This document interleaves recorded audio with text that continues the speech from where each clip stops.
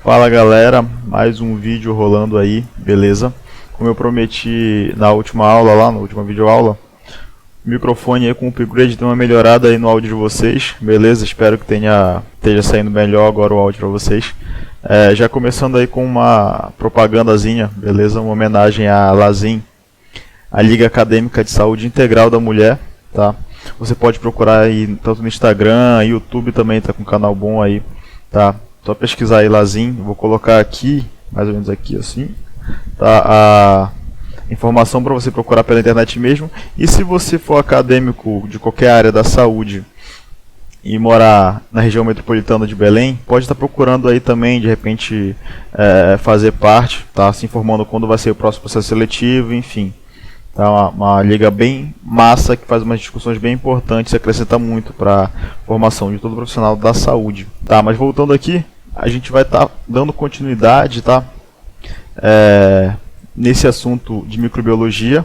Como eu já falei até na última aula, nossa referência bibliográfica é basicamente esse livro de microbiologia médica e imunologia. Lembrando que neste livro você encontra a parte básica e a parte clínica também, que está bem interessante. Já iniciando então, fazendo um apanhado geral, tá? Para diferenciar tipos celulares, principalmente das células aqui eucarióticas, procarióticas, desculpa, e os vírus, tá? Por que fazendo essa divisão?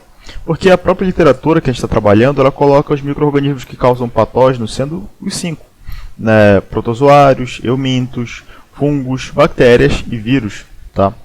Sendo que tanto fungos quanto protozoários, eumintos e até outras células, enfim, do reino animal, do reino vegetal, característica comum no caso, é o fato delas serem células eucarióticas, tá? Ao passo que as bactérias são células procarióticas e os vírus são acelulares, nem chega a ser considerado células, beleza? Então bora entender primeiramente essa classificação, porque aí tu já pega o resumo de tudo, vamos dizer assim, o básico pelo menos, a diferença crucial aí entre esses tipos celulares, tá? Então bora focar aqui nessa diferença celular mesmo, de forma geral. A gente tem aqui então dois tipos de células e o vírus, né? O vírus não é considerado célula, então. A gente vai ter aqui, ó, uma célula eucariótica, beleza? Célula procariótica e o vírus. A gente tem então aqui ó, a diferença básica de uma célula eucariótica para uma célula procariótica. Aqui tu pode pegar como uma célula humana mesmo. E aqui uma bactéria, tá? Formato de bastão, tá? Isso, para quem quer dar uma olhada mais sobre as características básicas, a aula anterior está falando, beleza? Bacteriologia básica lá. Então a gente tem funções fundamentais aqui. Primeiro, aquelas clássicas, Lena. A questão da carioteca. As células eucarióticas possuem membrana nuclear, ou seja, o núcleo dela bem aqui, ó, ele é bem delimitado, bem definido, ao passo que o material genético de uma célula procariótica ele é bem disperso, tá? Não vou me atentar muito porque isso eu já falei na última aula, mas só para resumir isso aqui, então eu vou ter isso, eu vou ter a própria divisão, aqui é a diferença entre as duas. Células eucarióticas fazem mitose, células procarióticas fazem fissão binária, não tem aparato mitótico no núcleo aqui para se dividir.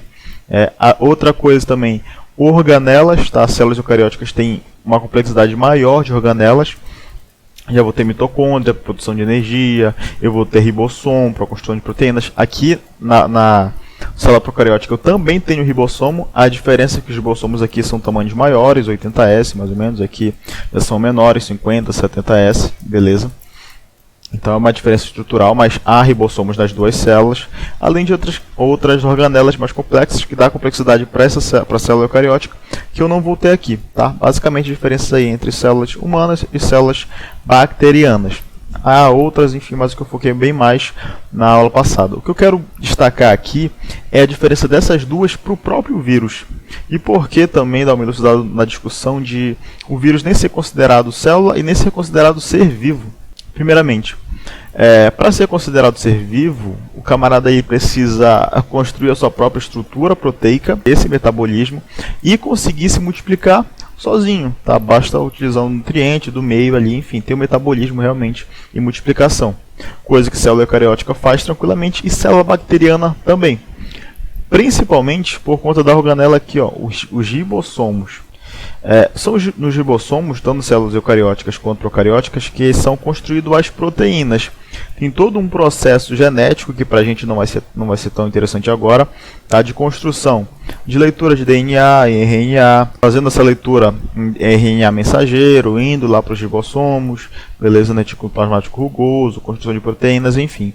Isso acontece aqui, acontece também de uma forma diferente, mas acontece a construção de proteínas aqui, tá? Os ribossomos de forma mais solta, beleza, mas ainda a construção de proteínas, ou seja, toda essa estrutura proteica que você vê na bactéria e vê também em células eucarióticas, tá?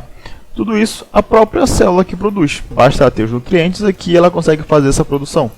O que você vê aqui no vírus, que a gente tem vários tipos de proteínas que constituem essas estruturas diversificadas do vírus, nenhuma dessas proteínas foi o próprio vírus que produziu. Detalhe, porque o vírus ele não tem sequer nenhuma organela, ou seja, ele não tem nem a mais básica, nem mais simples, ele não tem ribossomo para construção proteica. Então olha só, no vírus a gente vai ter proteína aqui, ó, do que eu vou chamar de núcleo capsídeo, tá? Lembrando que núcleo eu chamo em célula eucariótica. Aqui eu vou chamar de nucleóide, uma célula procariótica, e aqui eu posso chamar de núcleo capsídeo, não é necessariamente o núcleo, tá? Porque eu vou ter aqui, ó, o ácido nucleico, o DNA ou o RNA. Essa é uma diferença importante, tá?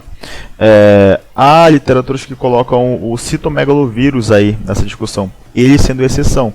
Só que, enfim, na maioria das literaturas você ainda encontra o citomegalovírus como vírus de DNA. Tá? Então, de forma geral, o vírus ele tem essa diferença importante.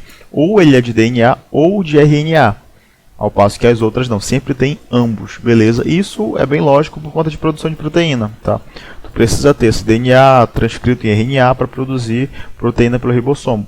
Como você não tem ribossomo em vírus, essa necessidade, enfim, basta ter o ácido nucleico ali, com as características que o vírus tem, com os genes que o vírus tem, e tu vai ter multiplicação que a gente já vai entender como. Então, no caso dos vírus, vou ter ácido nucleico sendo ou DNA ou RNA, tá? Vou ter protegendo ele a estrutura que eu vou chamar de capsídeo. Esse capsídeo é formado por proteínas, por capsômeros, tá? Constituindo o capsídeo. Vou ter ainda essa região aqui, ó, que eu vou chamar de envelope, que são proteínas também. Acho que nesse caso são capturadas de membranas ou de complexo de Golgi das células hospedeiras. E eu vou ter também aqui umas glicoproteínas, que essas glicoproteínas aqui que vão ser responsáveis pela ligação, tá? Elas que fazem a comunicação antígeno-receptor nas células hospedeiras dos vírus. Ou seja, todos são constituídos por proteínas, beleza? Boa parte, na verdade, de proteínas. Só que nenhuma dessas proteínas é o próprio vírus que produziu, porque olha, ele não tem citoplasma, ele não tem espaço citoplasmático. Ele é basicamente um ácido nucleico protegido por estruturas, tá? Por capsídeo, enfim, por proteínas basicamente, principalmente. Ou seja, a grande sacada aí é como ele não tem proteínas e ele não tem estrutura metabólica, ele não se multiplica sozinho e ele não tem nenhum metabolismo, ele não utiliza nutrientes do meio para se multiplicar, para crescer, enfim. Por isso, tem essa discussão dele não ser considerado um ser vivo. Então aqui a gente vai ter essa diferença primordial, isso implica até na divisão, tá? Pelo fato dele não ter metabolismo, dele não conseguir fazer nada sozinho, vamos dizer assim, ele é um parasita intracelular obrigatório. Beleza? Ele é um parasita intracelular obrigatório, ou seja, ele só se encontra na forma ativa se ele estiver dentro de uma célula para poder estar funcionando. Então eu falei dessas diferenças aqui. Então basicamente uma estrutura viral ela vai ser assim: vai ter o ácido nucleico, tá? Nesse caso aqui é o DNA, mas pode ser RNA. Vou ter ainda uma matriz proteica aqui nesse meio, tá? Por vezes eu vou ter, nos casos de vírus envelopados. Vou ter o envelope e as glicoproteínas. Lembra que eu falei? Que elas que vão fazer a ligação. Tá? É importante entender que são essas glicoproteínas que fazem a ligação, que medeiam de fato com a célula. Eu preciso de uma glicoproteína que faça comunicação exata com algum receptor específico celular para o vírus poder se adentrar e sofrer o processo de divisão dentro da célula, que a gente já vai conversar daqui a pouco como acontece. É isso aqui que vai dar especificidade para o vírus. É isso que vai dizer aonde o vírus vai conectar qual tecido. É por isso que tem vírus que são específicos de uma célula, ou de um grupo celular, ou de uma espécie, porque varia dessas glicoproteínas aqui na superfície. No final da aula a gente vai estar falando sobre o coronavírus, também alguns detalhes em cima do que a gente falou agora, para ele, a especificidade dele, a gente vai falar sobre essa glicoproteína e aonde ele faz uma ligação. nas nossas células, no caso. Com base nessas estruturas que são bem fáceis de lembrar, são bem simples, são poucas aí, em comparação com uma célula procariótica, eu vou ter algumas divisões e classificações virais. Eu vou ter primeiramente o ácido nucleico. Uma primeira divisão importante, a primeira classificação importante viral, vai ser referente ao seu nucleocapsídeo. Ele pode ser dessas duas formas. Ele pode ser de formato icosaédrico ou ele pode ser de formato helicoidal. Qual a diferença? A diferença é que no icosaédrico o formato geométrico dele é bem definido, é icosaédrico mesmo. Enquanto que no vírus helicoidal ele é todo de forma espiralada, de forma mais contínua. Ou ele vai ser um vírus icosaédrico, com esse formato aqui icosaédrico, ou um vírus helicoidal, cujo nucleocapsídeo vai ser todo de formato mais espiralado, mais esticado. O formato icosaédrico é bem delimitado mesmo. Além disso, outra classificação que vai entrar também é referente ao envelope. Vão existir então vírus envelopados, ou seja, quando eles possuem esse envelope aqui, ó, beleza? Enquanto que também existem vírus que é somente o capsídeo, tá? Proteínas aqui também de ligação e não tem envelope nenhum. Esse envelope ele gera uma instabilidade para esse vírus. Primeiro, a glicoproteína de ligação desse vírus ele está aqui, ó, nesse envelope. É através dele, lembra que eu falei que essas proteínas que fazem a ligação, que medeiam a entrada. E esse envelope aqui, ele geralmente é originado da própria membrana da célula hospedeira. E lembrando que a membrana, ela por ser formada de fosfolipídio, ela é suscetível, ela é mais vulnerável, por exemplo, a algumas substâncias, como o próprio detergente, enfim. É mais fácil dela ser eliminada, dela ser quebrada. Uma vez que ele perde, enfim, o vírus perde utilidade, perde capacidade de ligação, de adentrar na célula. Detalhe, o vírus do coronavírus, no caso, ele é mais ou menos assim. Ele também é helicoidal, tá? E é envelopado. Lembra que eu falei do ácido nucleico, que ele pode ser de RNA ou de DNA? Enfim, aí entra também outras classificações, porque ele pode ser de DNA, ele pode ser de RNA de fita positiva, pode ser de RNA de fita negativa, de fita dupla, segmentado, enfim, uma série de outras subclassificações a partir do seu ácido nucleico. Aqui a gente trabalha mesmo, vou estar citando como DNA. Aqui eu só vou estar citando como DNA e RNA. Aqui exemplos de vírus, tá? Os formatos que eu vou ter, então, formatos icosaédrico também, helicoidal. Os vírus que causam patologias em humanos, os vírus helicoidais, eles sempre vão ser envelopados. Não vou estar encontrando vírus helicoidal, causador de patógenos aqui, não envelopado.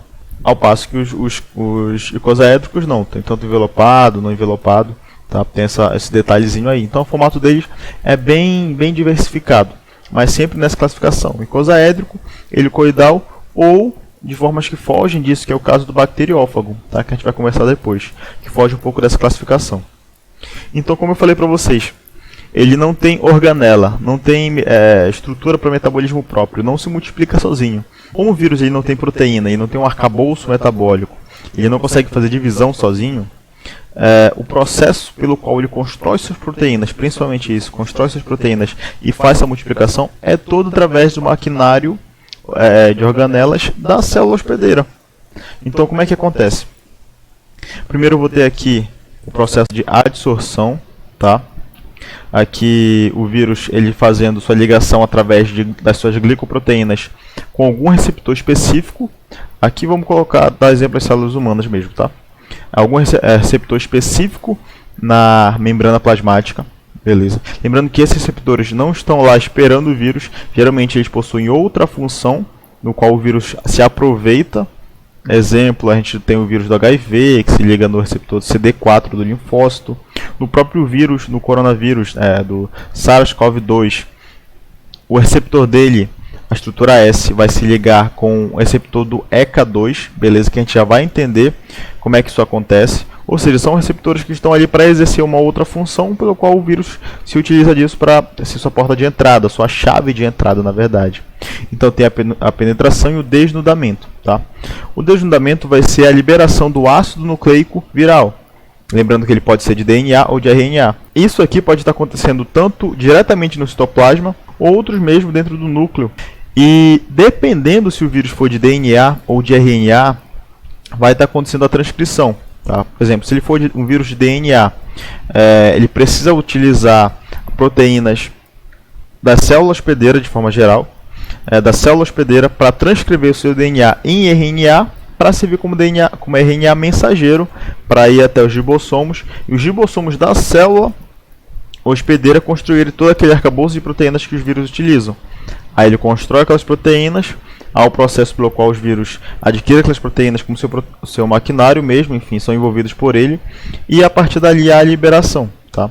Ou seja, então a gente tem aqui transcrição precoce, síntese de RNA, de mRNA no caso. Vírus de RNA negativo, geralmente eles nem precisam desse processo de transcrição, eles mesmos já funcionam como RNA mensageiro e já vão até os ribossomos, enfim, constrói as proteínas que eles precisam. Tá? Aqui então, nesse caso, como o vírus específico aqui no exemplo é de DNA, então aqui há o processo de síntese de proteínas precoces, que são as proteínas que são responsáveis pela própria divisão de mais DNA, de mais material genético viral. Em seguida, aqui nessa outra parte, eu vou ter síntese de proteínas tardias, que aqui sim vou estar construindo proteínas dos capsídeos, né, dos capsômeros, enfim, às vezes dependendo do vírus, né, mas as proteínas da matriz proteica também é construída aqui. Tá, nesse processo e tudo pelos ribossomos da célula hospedeira. Há o processo de montagem, então. Como eu falei, essa parte aqui ela é um pouco variada dependendo do tipo de vírus. Se ele é de DNA, de RNA, se ele é de DNA negativo, de fita positiva, se ele é segmentado ou não, enfim, que é mais detalhado. Mas como o objetivo é fazer o apanhado geral, então depois desse processo, que tem uma variação, como eu falei, da tipagem do vírus, há o processo de montagem, pelo qual o vírus, enfim, ele adquire suas características, né, todas as suas proteínas, e o processo de liberação, tá, que por vezes pode vir acompanhado também de lise, ou seja, de morte celular. Detalhes aqui. Por vezes, a própria morte celular ela acontece pela perda de função da célula hospedeira. Entenda que esses ribossomos estão aqui para a construção de maquinário proteico da célula hospedeira, da função dela. Como o vírus está ocupando, a célula hospedeira ela para de construir proteínas para si, ela para com o processo de metabolismo seu, para quase que totalmente ali. Então, geralmente a morte celular acontece por esse motivo. Lembrando que as variações aqui, há umas classificações específicas de vírus, como pseudovirions, vírus defectivo, onde esse processo aqui, por ele acontecer em grande quantidade, tá? Que esse é o grande diferencial dos vírus. Enquanto que células eucarióticas e até procarióticas têm a divisão ali logarítmica, de onde uma célula vai originar duas, quatro, por aí vai. Os vírus, com essa multiplicação, um único vírus pode estar gerando centenas, milhares de vírus nesse processo aqui. E é um processo bem caótico, de construção de proteínas, junto proteínas, enfim, a liberação. E isso, por vezes, vou ter aqui alguns vírus que não vou conseguir fazer esse processo, onde eu vou estar chamando de vírus defectivos. E também quando há lise, há destruição celular, principalmente nos bacteriófagos, eu vou ter os pseudovirions, né? Vírus, ou seja, tem a proteína viral aqui, mas que no interior dele é um DNA da célula hospedeira. Então acontece geralmente nesse processo aqui. Aqui a gente já vai encontrar a janela desse processo de multiplicação. Enquanto que a janela de multiplicação bacteriana ela tem as suas fases e é sempre progressivo, né? A fase em que a bactéria começa a adquirir nutrientes, a fase exponencial mesmo, logaritmo, onde ela se multiplica, é a fase estacionária, e depois tem um desfecho, enfim. Nos vírus, se for analisar microscopicamente, lembrando que tamanho de vírus é bem reduzido de células, tanto eucarióticas quanto procarióticas, tanto é que vírus não é possível ser visualizado em microscópio óptico, somente em microscópio eletrônico. Então, se for fazer esse acompanhamento, a carga viral ela aparece assim, ó.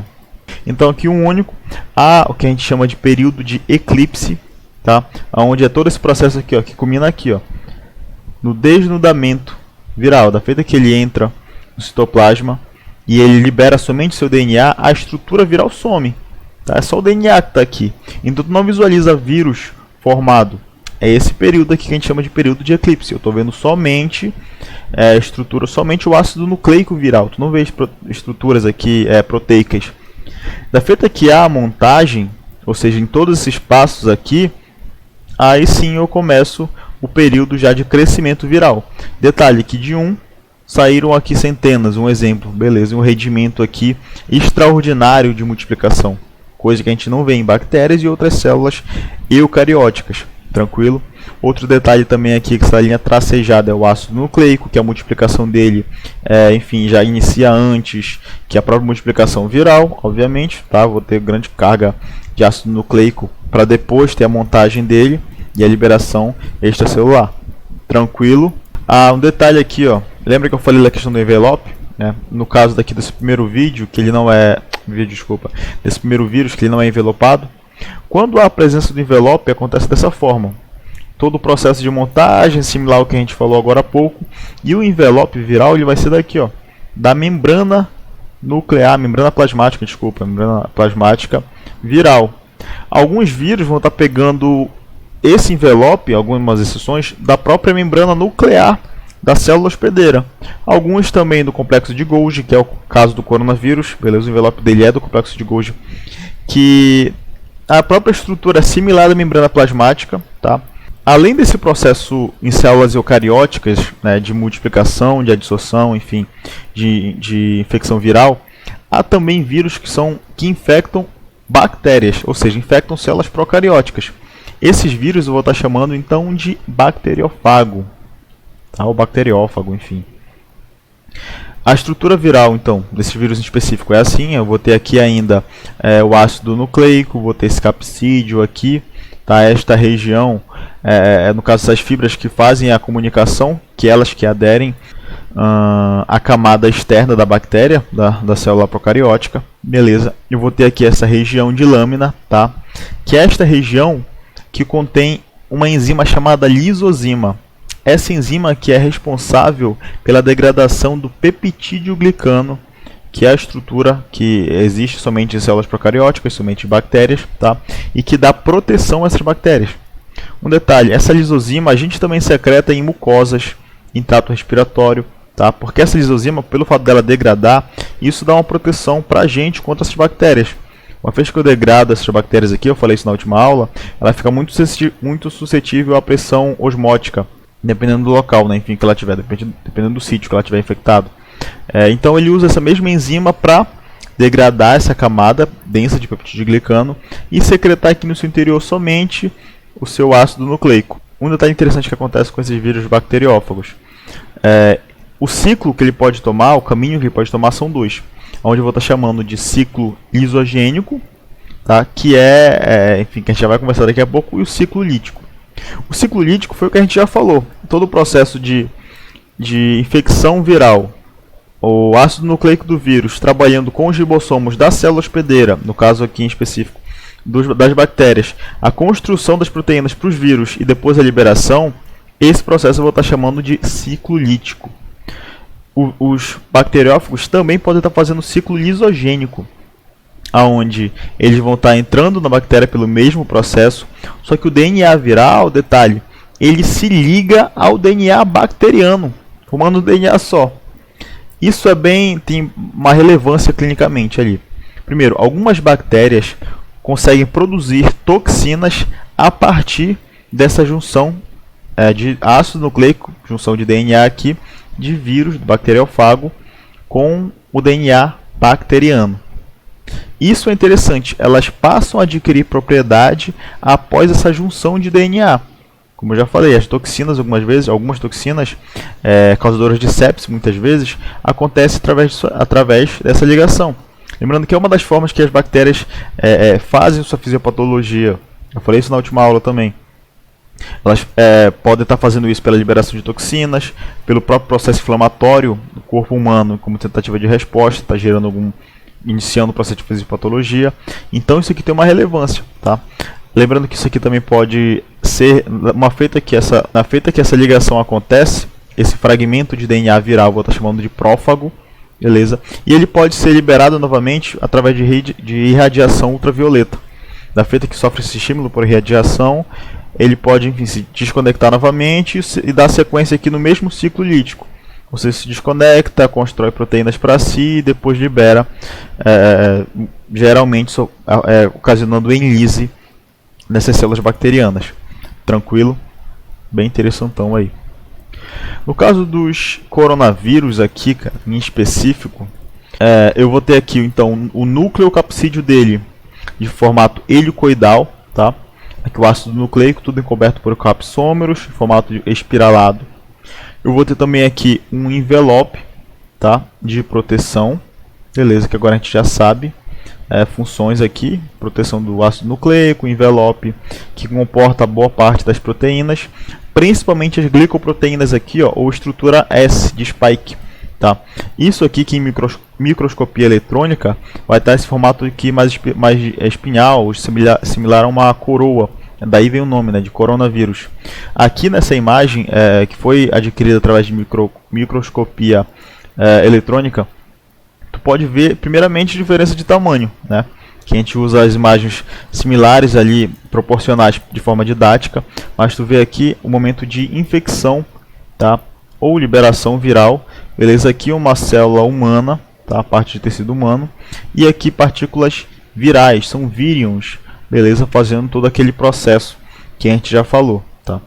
No caso do coronavírus, o que é importante ressaltar aqui, primeiramente, essa glicoproteína aqui nessa camada, ela vai estar se ligando principalmente no sistema respiratório, tanto porção inferior quanto superior também. É por isso que a gente consegue transmitir ele, diferente dos vírus que infectam somente a porção inferior, através da fala, em gotículas de saliva através da fala. Porque se ele infectar somente a porção inferior, como é o caso principalmente da tuberculose, onde a infecção ela acontece muito mais na porção inferior, eu precisaria muitas vezes da tosse para estar acontecendo a transmissão, porque aí eu iria conseguir expelir, se fosse um vírus no caso da tuberculose e a bactéria, né, eu estaria conseguindo expelir esse vírus para transmitir. Como ele infecta nos seres humanos a porção superior, as vias aéreas superiores, esse ato de respirar próximo, de falar, enfim, ele pode já estar transmitindo uma carga viral suficiente para estar início na continuidade na infecção, tá? Um detalhe, no caso dos coronavírus, essa glicoproteína aqui da superfície, ela vai se ligar com um receptor chamado ECA2, principalmente nas células pulmonares, tá? Células pulmonares do tipo 2, alveolares do tipo 2. Esse receptor, ele é uma variante do receptor do ECA. Lembrando que esse ECA é o receptor que participa do processo do sistema renina-angiotensina-aldosterona, que é um processo cardiovascular pelo qual nosso corpo ele faz vasoconstrição. Uma vez, enfim, que o teu corpo identifica que a tua pressão está reduzindo, ou então precisa, enfim, que ela aumente, a liberação de renina pelos rins. Essa renina vai quebrar o angiotensinogênio, quebrar ele em angiotensinogênio tipo 1, tá? Que tem um efeito vasoconstritivo já reduzido, mas não é o suficiente. E esse angiotensinogênio tipo 1 vai estar circulando, e principalmente nos tecidos pulmonares, ele vai estar se ligando com esses receptores e sofrendo o processo para mudar para angiotensina tipo 2, que tem efeito vasoconstritivo. Um detalhe para não se confundir. O receptor do ECA tipo 2, ele faz o contrário, mais ou menos. Ele ajuda na ligação do processo de quebra do angiotensinogênio tipo 2 em angiotensina tipo 1-7, 1,7, tá? Ou angiotensina tipo 1 para 1,9. O angiotensinogênio 1,9 ou angiotenssinogênio 1,7, eles têm efeitos diferentes. Eles têm efeito vasodilatadores. E esse receptor, no caso, ele existe bem mais no sistema, nas vias respiratórias aqui. É por isso que aqui o coronavírus acomete bem mais. A sacada dos pacientes, das pessoas que são portadoras de doenças crônicas, como diabetes e hipertensão, terem uma suscetibilidade maior para estar manifestando sintomas mais graves do coronavírus, é justamente porque em pessoas que são portadoras dessas doenças, a maior quantidade de ECA2, ou seja, a maior quantidade de receptor celular que o coronavírus se liga. Ou seja, a ligação dele vai acontecer com maior facilidade, maior quantidade e em maiores locais também. Lembrando que esse receptor ECA2 não está presente somente em tecido pulmonar, em tecidos também digestivos, tá? Intestino, esôfago, enfim, outras partes. Eles também existem, claro que em menor quantidade, e como eu falei, dependendo desses quadros de doenças crônicas, há aumento da expressão gênica desse receptor, ou seja, tu aumenta a porta de entrada para esses vírus, enfim, então aumenta a facilidade e o processo pelo qual ele se multiplica, enfim, é similar como a gente já conversou anteriormente. Um detalhe aqui, esse vírus, ele é de RNA positivo. Detalhe que os vírus de RNA, eles têm uma facilidade para mutações, tem uma facilidade em comparação aos vírus de DNA. Tá? Os vírus de DNA geralmente utilizam proteínas para fazer sua divisão e sua quebra, que costumam errar menos, vamos dizer assim. No RNA, esse erro, essa transcrição, ela é mais errônea, enfim, é mais comum estar acontecendo mutações aí nesse processo. Lembrando que aqui, uma vez conectado, uma vez já intracelular, o coronavírus vai desencadear uma série de problemáticas para essas células. Eles podem estar afetando essas células alveolares tipo 2, que tem esse receptor, que são responsáveis pela liberação do líquido surfactante. Né? Lembrando que o líquido surfactante ele tem uma função de quebrar a tensão, daí vem surfactante, quebrar a tensão da superfície da água, tá? Diminuindo a pressão mesmo que a molécula de H2O tem de tentar colabar esses alvéolos. O líquido surfactante então impede esse colabamento, diminui essa força de colabamento. Se tem diminuição de líquido surfactante, esse colabamento fica mais suscetível, a respiração fica mais dificultosa. Não só por isso, o próprio processo inflamatório que essas destruições celulares realizam aqui, o próprio processo inflamatório já vai gerar, enfim, dificuldade de hematose, de troca gasosa nesse processo.